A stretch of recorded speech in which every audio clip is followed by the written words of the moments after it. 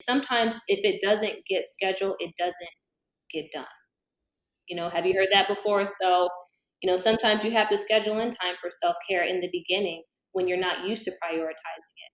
And then once it becomes habit, then it kind of becomes easier. It becomes a part of the routine and it becomes easier to practice it daily.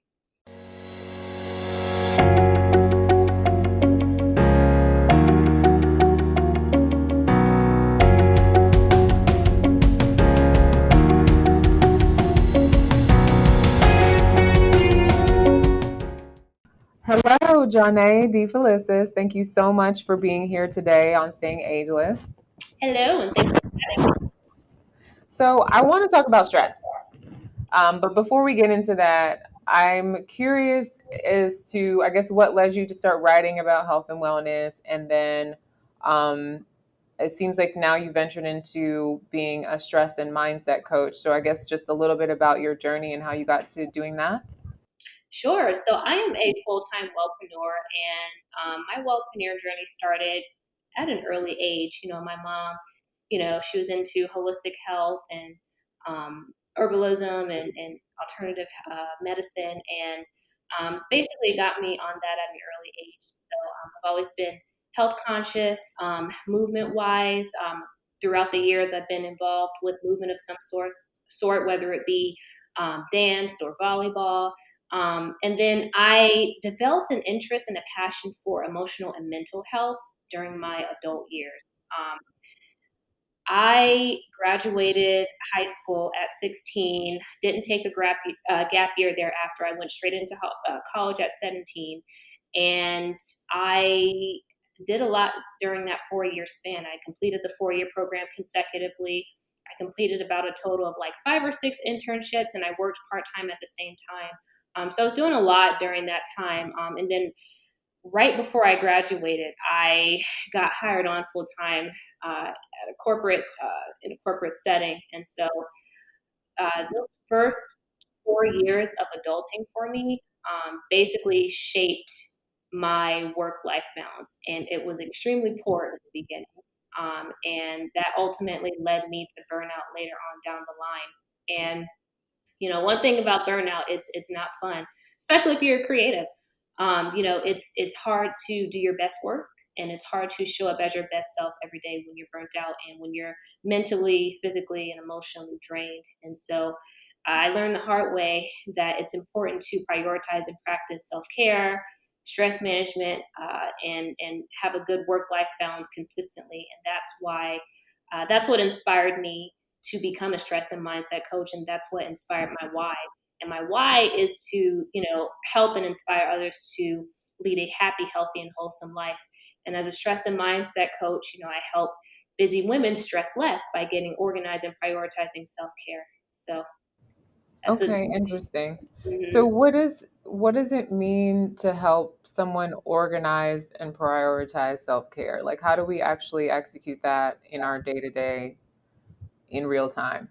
In terms of self-care, having a personalized self-care routine based on your needs and based on your interests. In terms of getting organized, my formula for that is simplify, automate, and delegate. So, with with daily to-do lists, it's best to keep your priorities to like 3 to 5 tasks a day and not overwhelm yourself or overwork yourself or set unrealistic expectations for yourself. It's best to like pace yourself so that you don't burn out. Hmm. And automate and delegate.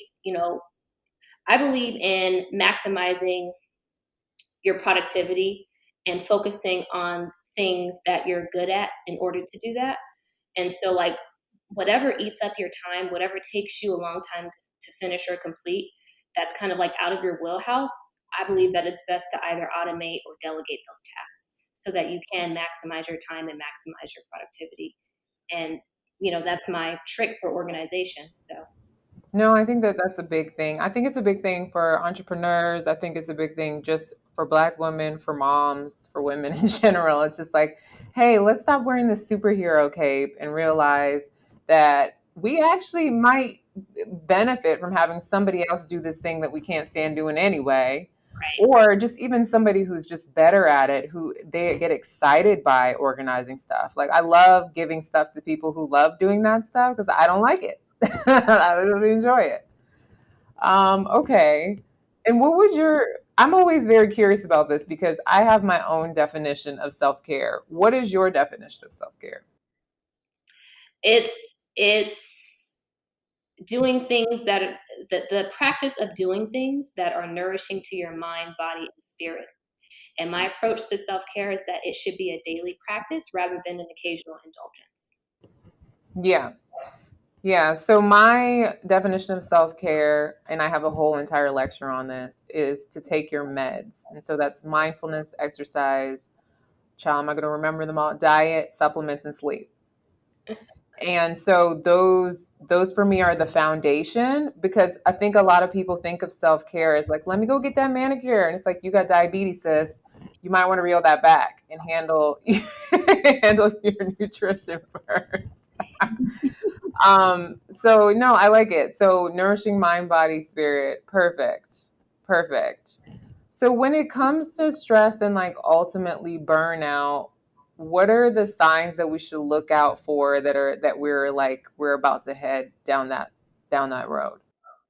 Ooh, that is a good question. I know for me, it was exhaustion, physical exhaustion, so overwhelm, uh, feeling scatterbrained and all over the place. But yeah, if you feel yourself like your battery basically running out and draining, that's a key sign that you're on your way to burnout. Yeah. I would add to that, I think that a really insidious, like, but very subtle thing that happens too sometimes is that you kind of lose your joy. Like you stop liking showing up for stuff. You're like, I could really just sleep in. Like, I don't even want to get up in the morning. I feel like that is a sign, especially if you're someone who actually does, you're working in your purpose, you're doing your thing, but all of a sudden you feel like, I don't feel like getting up anymore.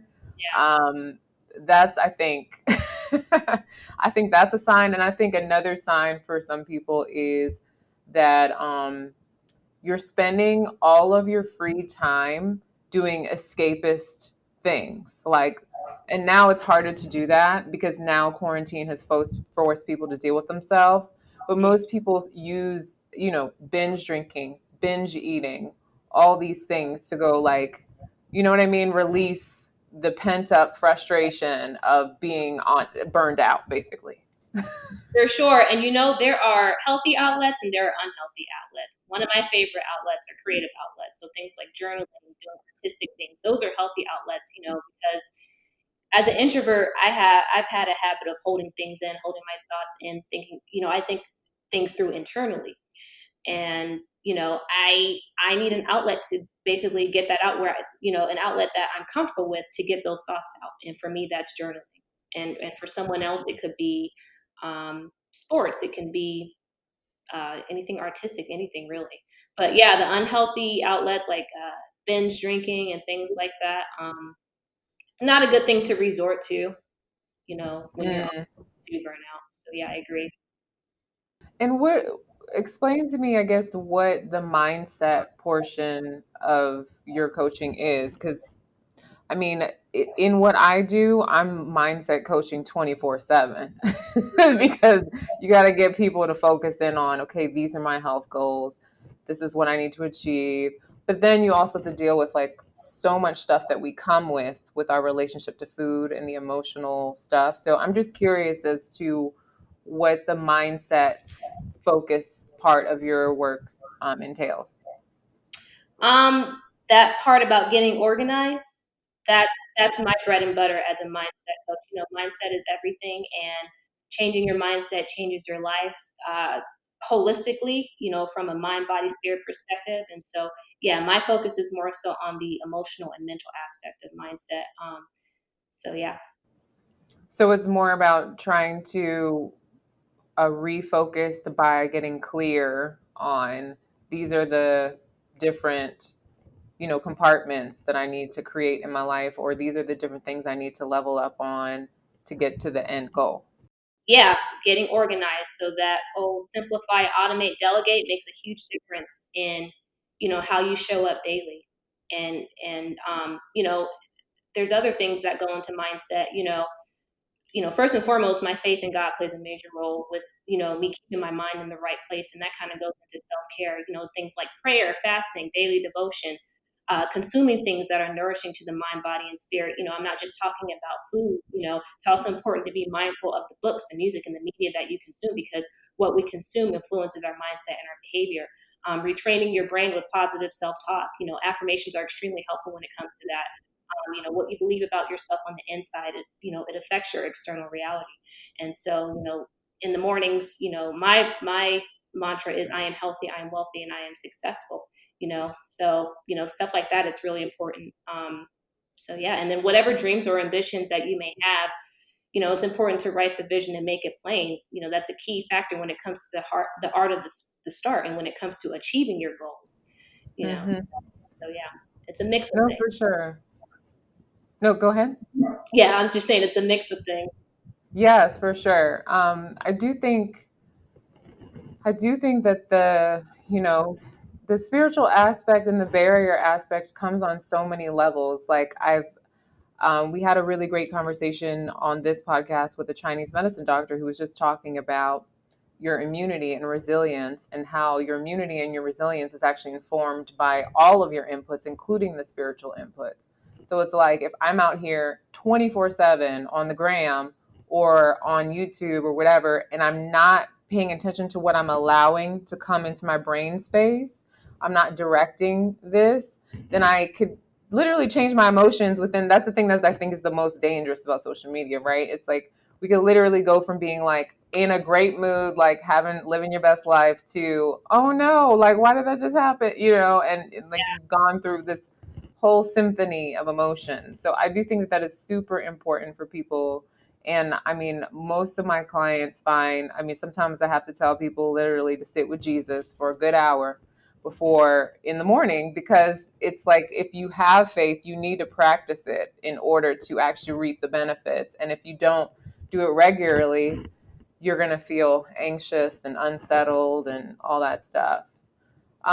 What about the busy trap? Because most people are just, they're like, well, that's cute. I think it would be great to practice self care, but I'm too busy. I'm a mom. I'm, an entrepreneur, et cetera, et cetera. I don't have time.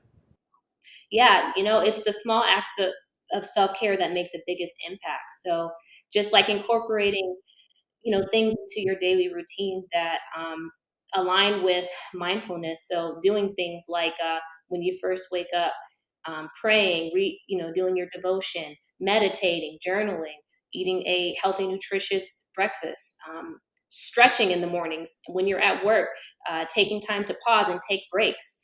When having healthy work-life balance. So with me, I have an office because I like to leave work at work, and then at home, that's our place to kind of like unwind, relax, and unplug. So, my husband and I, we try to keep our bedroom a no tech zone. So no phones, no laptops, because we don't want to be in there working. We want to relax. And, I even, turn my phone off in the evenings, and I have an old school alarm clock because I don't want my phone to be the first thing that I grab when I wake up in the morning. So it's things like that that can have a positive effect on your mindset and on your focus. No, for sure.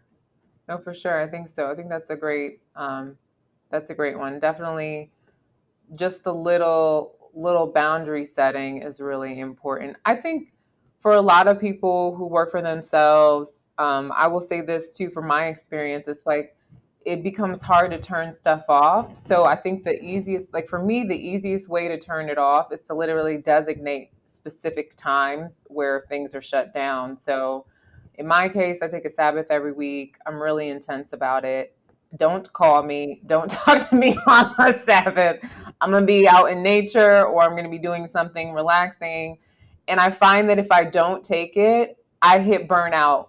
No, it's like predictable burnout. It's like, okay, you're going to now, your immunity is going to go down, or something's going to happen. And that's the one thing that I always try to make my clients realize, is that if you don't build in self-care, it's almost like God is like, well, since you don't want to build it in, you're just gonna get sick, and now you're going to have to deal with yourself and slow down. So sometimes people get sick or get illnesses or health conditions because it's actually requiring you to stop and look at your life and take a moment and appreciate stuff and realize that you don't need to be running a rat race.